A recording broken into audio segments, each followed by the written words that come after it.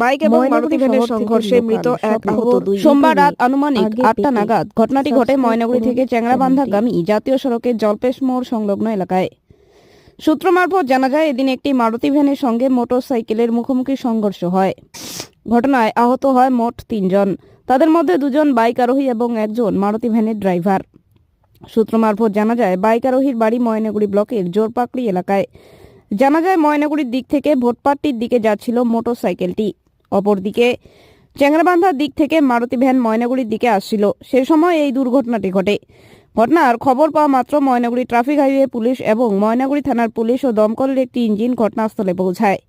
আহতদের উদ্ধার করে ময়নাগুড়ি গ্রামীণ হাসপাতালে নিয়ে আসলে তাদের অবস্থা গুরুতর হওয়ায় তাদের জলপাইগুড়ি সুপার স্পেশালিটি হাসপাতালে রেফার করা হয় বলে জানা যায়।